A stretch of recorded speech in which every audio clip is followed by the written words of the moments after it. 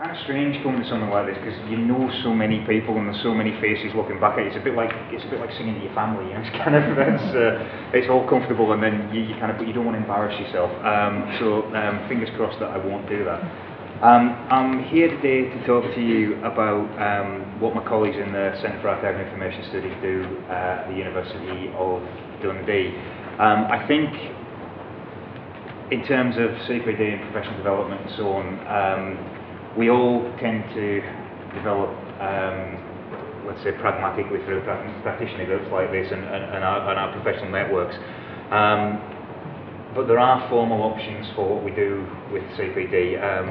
Mike and myself will talk about some of the accreditation options through the professional body this afternoon. But the universities have a role to play, and this is Claire said, and at Dundee we have the programmes in archives, records management and actually family history, although I won't talk about those today.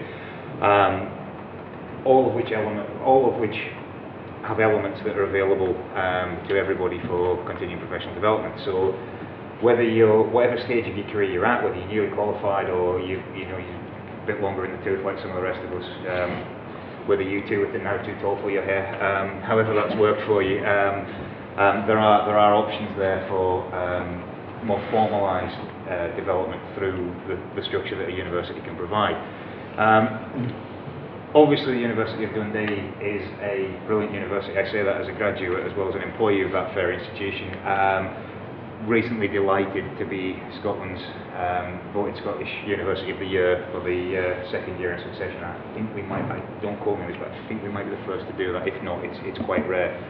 So the university is delighted about that. But the university's achieved that through a focus on student support and what we can do for the people who come to the institution. And I would like to make the point right at the outset that the idea of student support and the focus on what we can do for you is very much at the heart of the programmes my colleagues in CASE, the Centre for Archive and Information Studies, can offer.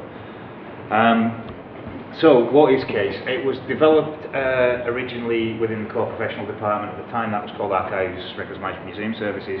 Now it's Department of Culture and Information, and we're part of a wider directorate that reports to the CIO. The idea when we set out was to find a way to blend professional theory and professional practice in a series of modules and a broad educational framework that would allow people to kind of see the integration between the two. So yes, the heavy theory stuff is there, as you would expect, the academic rigour is there, as you would expect, but there's also a strong focus on what this might mean, and encouraging colleagues that are part of any cohort to bring that experience back to the programme with them, so that that blend of theory and practice works throughout. The programmes are all delivered online, so you don't have to come to Dundee. Dundee's a brilliant place, by the way, but you don't ever have to come to Dundee if you're studying with us, apart from if you enrol in a master's programme where there's an induction at the start of your courses. But it grew out of this desire within the core department, the core professional department, to develop new opportunities for training programmes in Scotland. Obviously things develop over time. It's now fully part of the University School of Humanities. We always were aligned with the School of Humanities, we've always worked with the School of Humanities frameworks, but since around about this time last year actually, the programme has been absorbed and it's now a full stream of the School of Humanities, and my former head of department, Patricia Watley, who some of you will know, Dr. Patricia Watley, she's now a senior lecturer in the School of Humanities leading this programme as part of the frameworks there.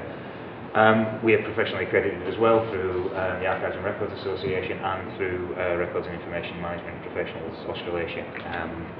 So that's the kind of background. We were established in 2004, so we've been doing this a while now. As I say, flexible online master's degrees, postgraduate diplomas, postgraduate certificates, and single module study for CPD, which is the focus of the session today. So any one of the modules I'm about to show you, you can take as a CPD student, enrol on that module, mix with the master's students, mix with the certificate students, and develop your own skills in alignment with them. Fully supported online learning environment, so you're not just throwing stuff and left to it for 13 weeks, for instance, which is how long a 20 credit module takes. You're supported throughout your studies by a tutor who is online with you. You'll see formal announcements from them. They may take part in online discussions. We do some real-time sessions via text chat using the Skype client to try and keep everybody engaged, keep everybody involved, and keep the kind of buzz around around program materials. As I said, there's two core academics. That's Pat, who I mentioned, and Dr. Craig Gold, who is the lecturer in Archive and Information Studies. Support from us, so myself as the University's Head of Information Governance, called Caroline as the University Archivist. So that integration between theory and practice is definitely still at the core of what my colleagues do. And we have 50 external expert tutors, a pool of 58 external expert tutors, two of whom are in the room at the moment who I won't embarrass. But what we did was we went out and commissioned module materials under the university's umbrella and obviously under our quality assurance. But we commissioned module materials and we commissioned tutors from people who we know are both very engaging and very personable and who will support will support students, but also who are subject experts. So, and they're all appointed as with honorary academic status in the university to make sure our quality assurance stays up to scratch. So, for instance, David Haynes teaches our module on metadata and taxonomies. If you don't know David's name, he did literally write the book on metadata for FASF. We have Susan Graham from the University of Edinburgh teaching information compliance. We have Tim Wolvering, who's formerly from the police, teaching records management. Mike, as a major past chair of the IRMS, teaches records management for us. Claire teaches strategic management for us. We've gone and we've got the best people that we know to do this, and they are theoreticians. They know this stuff inside out, but equally they're all still practitioners as well. And this relationship between theory and practice has stayed in everything that we do. We have the big degree pathways, as you'd appreciate, so as I say, I'm not talking about family history stuff we do for people who want a career as a professional genealogist, but in terms of record keeping, archives and records management, digital preservation, so core records management stuff and the specialism in the digital, or records management information rights, core records management stuff, specialism in information rights legislation. They're all master's degrees, so you graduate with your MLIT or your MSc. But because it's modular, the 37 modules we have are all available, as I say, as individual short courses for CPD. So if you graduated, X number of years ago, or you've been working in records management for a number of years, and you think, actually, you know what, I'm a bit kind of out of touch with digital stuff, or I'd like to know more about this, or I'd like to know more about that, then we have that option for you to enrol as a CPD student and take an online module for your own development. The master's degrees are made of core and optional elements, as I said, and as I've said previously, it's all delivered online via our vehicle. We're a national programme. Obviously we're based in a Scottish university, but we like to describe our programmes as record keeping programmes based in Scotland, not Scottish record keeping programmes, which sounds like a subtle distinction, but is quite important. We do have an international coverage, so whilst we will deal with national issues like the Freedom of Information Scotland Act or the Freedom of Information Act in the UK, the literature, the module materials, the programmes, the tutors are internationally based, and I think that's good. You get you don't just get record keeping theory from the UK, you get it from around the world. You don't just get kind of perspectives from what you're doing. If with an international student population, you get other people on the online discussion forum providing their perspective, and that makes a richer experience for everyone, I think. Some facts and figures. I got my colleagues in case gave me these yesterday, so I'm pretty sure they're up to date. Since 2011, 316 master's students, all studying by a distance, and last year we had 79 people come through the door wanting to do single module study. So, this is normal. This is common. Choosing to undertake something like this doesn't kind of move you out with the mainstream. Lots of people are doing this. It's not something to be scared of. It's accessible, and it will help you develop your professional skills. A map, because maps are nice. But we have an extended community of students, tutors, professional mentors, people who have supported the programme, and so on and so on. That's not comprehensive, but it does give you an idea of the amount of kind of territories and nations that CASE has touched at one time or another, which is nice. You know, it's this kind of extended community that's formed around the programme since 2004. And I think there's a real value in that to those who choose to study with us, and indeed those who offer their time to be student mentors or to our tutors or to whomever. So, you know, and maths are great. Modules themselves, sorry, I beg your pardon, yeah, the modules themselves, these are the core modules for the records management pathways. So if you choose to do records management information and rights, you will do the theory and context of record keeping, you'll do principles and practice of records management, you'll do the compliance module, and then you'll do optional modules and a dissertation. If you do the digital preservation side of this, then you will still do the theory and context of record keeping and records management, but you'll do IRM, management preservation, digital records, and metadata standards and information taxonomies. I should say, all these modules are available for CPD, and if something isn't core to your pathway, you can do it as an option for the additional credits you need towards your degree. But the core stuff is selected to provide the focus that the degree needs. Everybody starts with the theory and context of record keeping. That helps overcome some of the artificial distinctions that we sometimes have in the profession between, oh, that's not my responsibility, that's somebody else, that's not my responsibility, that's the, what's the difference between information management, records management, archival management, information governance? Well, actually, there is a kind of core theoretical base to this, so that's what that one covers. And actually, if you've not thought about that for a few years, that's quite a fun one. That's quite a fun one to kind of take on, perhaps, for CPD. 10 and 20 credit modules, this is standard university stuff, different credit ratings.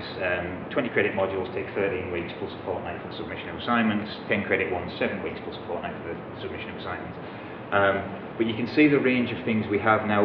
I don't believe, and I'm afraid I didn't check this, but my gut instinct tells me I don't think we've ever had a digital preservationist who is also a Latinist or a paleographer.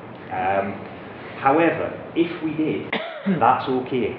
You know, the modules are there for people to choose as options, so it's not beyond the realms of possibility that someone with a very strong digital focus has some tangential responsibility towards some archival records and wishes to do, you know, some additional study in that area. Equally, it's not beyond the realms of possibility that a medievalist suddenly gets landed with modern records in the other side of that equation. So again, you know, the archivists, the pure people who have no interest in modern records at all, that I would say is a fool's errand. But if you did have no interest in modern records, then you could kind of take some of these modules, look at your skill base, and look at alternatives.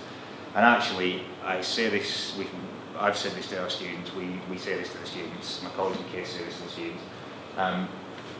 Putting the blinkers on and saying, I just want to be a records manager, or I just want to be a digital expert, or I just want to be an information manager, and never thinking about the other aspects of what we do professionally. I think that limits you. I think there's a lot to be gained from both sides from understanding the information resource in the round, and I think the range of modules we have helps illustrate that. We also have 10 credit modules which get bigger because of the screenshots, because I didn't trust the Wi-Fi, and I'm glad I didn't, because apparently there is no Wi-Fi. So, but we also have a range of 10 credit modules as well. So you know, kind of you can see again the range of things that we offer. Some of that, like disaster management, will be right in the wheelhouse of most of the people in this room. Others, like understanding Latin, maybe not so much. But again, I far be it from me to prejudge what your interests or your requirements are. I will say as well, this isn't finalised, so this may change, but we are looking at the way we do the information compliance module at the moment. We've rejigged it from those. I've recognised some of you as former students of CASE. So, we've rejigged the way it used to work, and we've split into 2 blocks at the moment. First block is about access to information. Second block is about kind of limitations and rights and so on. So FOI, EIR, all the things that you might expect come first, and then the data protection stuff comes after that. That has been redone with an eye towards the General Data Protection Regulation. And what we are hoping to do, or what the colleagues are hoping to do, is to then split that to allow anyone who just wants to look at GDPR to do a single 10 credit module, so essentially to do the second half of that current 20 credit module, to look at that, and as I said, to look at that in conjunction with our current tutor, Susan Graham, who's frankly the finest person I know on this subject, so you know, it's to give you that opportunity. So to finish up, summary, you know, online programs supported by tutors who all really do know their material, blend of theory and practice, different levels of qualification depending on what stage you're at in your career or what you're looking for. As I say, the focus 80 days individual module study. As I said, the tutors are all experts, and we're in Scotland. We have the national stuff like GDPR, or the UK-wide stuff like GDPR, or the European stuff like GDPR, I should say. Just kind of working that back to its logical conclusion. But we do have a kind of global perspective, and we do try and draw on the best of what's out there. So with that, that's the URL. Everything I've said and more is on the university website. Give my colleagues a ring, drop them an email. They're all very nice and very approachable, and we'll all be happy to help.